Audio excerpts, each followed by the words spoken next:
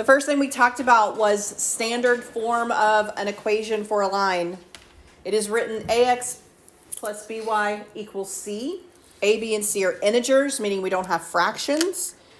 They have no common factors, meaning it's in simplest form. A is greater than 0. That means A is positive. It's not negative. We're missing a G there. Or 0. The first example on your worksheet is 3x minus 2y equals negative 6. 3x minus 2y equals negative 6. So your instructions here tell you to give the x and y intercepts, then to sketch the graph of each line. So your answer key only shows you the graph itself, but on the quiz I want you to actually list out those intercepts. If you will remember, when it is in standard form, your x-intercept is going to be your c value over your a. Remember, this is a, this is b, this is c, and then with a 0. Your y-intercept is going to have a 0 in the x place, and it's going to be c over the b, which is the number in front of the y. And then once you have those two, you're going to plot those points and graph them. So for this particular one, my x-intercept is going to be negative 6 over 3, 0. Do you think I'm going to leave it that way? No. What do you think I'm going to put there? A negative 2 and a 0. That is my x-intercept. So we've answered the first part, x-intercept. All right. And then y-intercept, we're going to do the same thing for that. We're going to have 0 and then negative 6 over negative 2. Make sure that if there is a negative in front of this, you use it when you plug it in. So what is this one going to be? 0, positive 3. So we are going to plot that point on the y-axis. So once we have those 2 points, we're just going to go to those 2 points. Negative 2, 0, that happens right here. 0, 3, that happens right here. Once you have any 2 points, you can graph your line. And so you just connect those points. Remember, a line is infinite, so we put arrows to indicate that it keeps going. And you have answered all 3 parts, x-intercept, y-intercept, and you have sketched the graph of your line.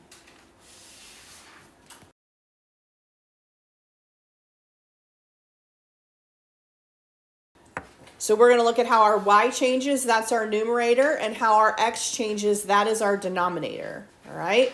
So how our y changes compared to how our x changes, that is our slope. So for number 7, I don't really have to do any adding or subtracting. I can literally just start at one point and walk to the next point and figure out what my slope is. So if I take this one and I start at this particular point right here, the first thing I'm going to do is decide up and down to get to the next point. So how far up or down do I go? In which direction? Up, 1, 2, 3. That is my numerator. That is a positive 3 because I went up. All right? And then from there, how do I move? Which direction and how many units? Right 2, 1, 2. That is my denominator. Now, if I could reduce it, I would reduce it. If it were like negative, negative, let's say I had started at the other point and went down 3 and left 2, I'm still going to simplify it. Negative over negative would still be a positive slope, okay? So if I can reduce it, I would want to reduce it. If it's negative over negative, I would want to simplify that to a positive. But once I have that, I'm done with that answer. I'm just finding my slope. How did you walk from one point to the next? That's the first way that you can be asked to find slope. The next way is the next section. The next section just gives you 2 points, and they want you to find slope. So this is where you're going to have to use your slope formula that was on the prior page, y2 minus y1 over x2 minus x1. Again, it doesn't matter which order you start in as long as you keep it in the same order, all right?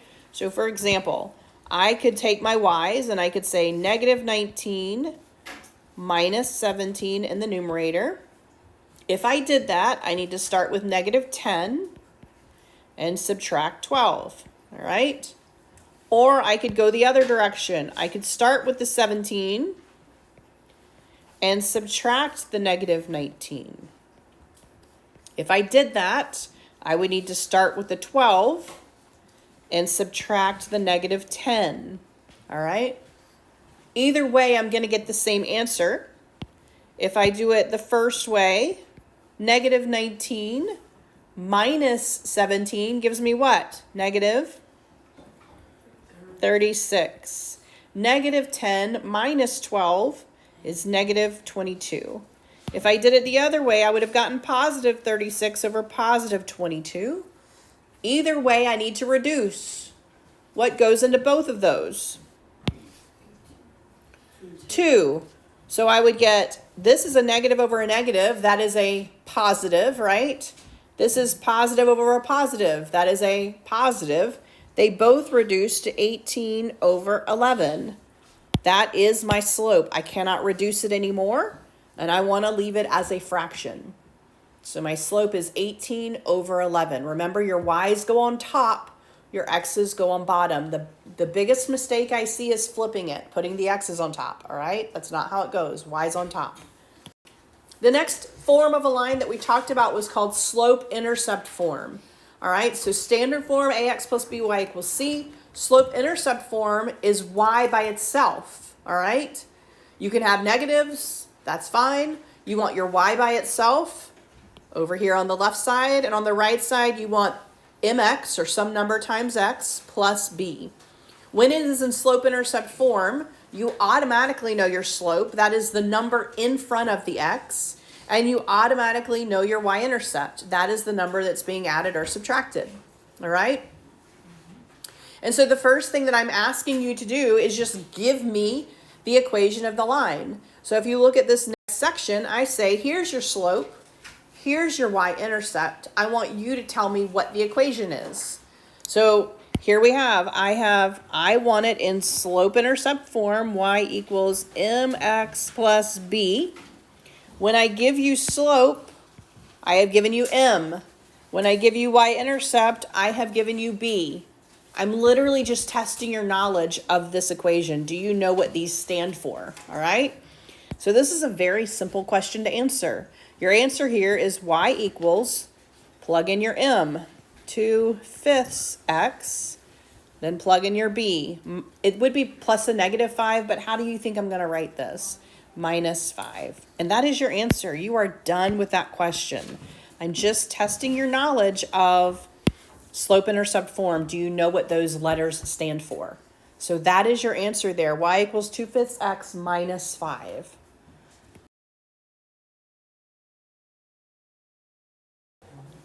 So in this case, I have given it to you in standard form, ax plus by equals c. And I want you to first write it in slope-intercept form.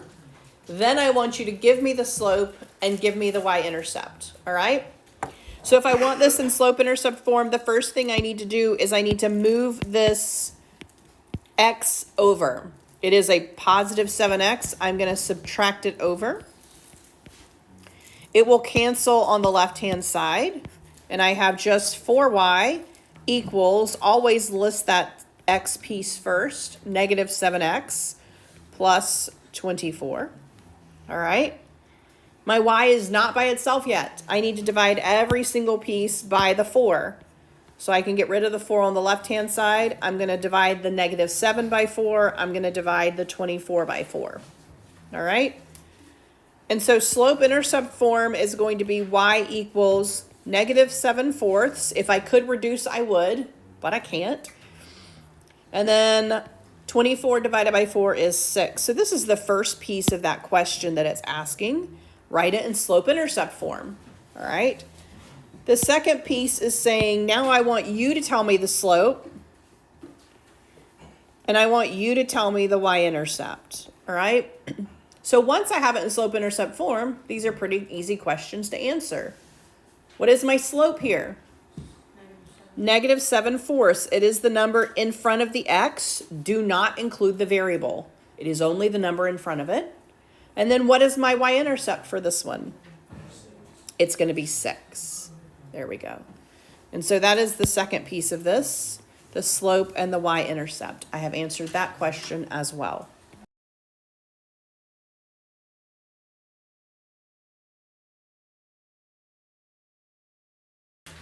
I did pull one special case. There are two special cases. The first one is when x equals a number, and the second one is when y equals a number. So when you have just one variable and it equals a number, it's going to be a special line. It's going to either be horizontal or perpendicular, okay? So if it's x, remember you're going to find that number on the x-axis, -5. And how am I going to draw this? Vertical or perpendicular? Vertical. And x is a vertical line. And so if I have just x equals -5, then I am going to draw a vertical line at -5 on the x-axis. And I'm actually done. If it were y, it would be a horizontal line at whatever number y was equal to. Those are my special cases, okay? Normally, when you graph, you're going to have something that looks like number 24. You're going to have y equals mx plus b. All right? So I always start with my y-intercept. So start with your y-intercept. In this case, your y-intercept is 0, -4. How do I know that? Well, that's my b value, okay? Everyone should know how to graph 0, -4. So I'm going to go down to 0, -4, and I'm going to plot my point right here. The next step here is to use my slope to walk. So my slope here is 8/3. That could be a +8 and a +3, or a -8 and a -3. Here's the thing. Had my y-intercept been +4, I probably would use this guy right here. Why? Well, 8's going to take me off my graph, right? If I go up 8, had it been a +4. So had I been 0, 4 as my y-intercept, I probably would have used two negative movements, okay? My slope here is -4. Well, I'm not going to use this guy because down 8's going to take me off the graph, so I'm going to use this one.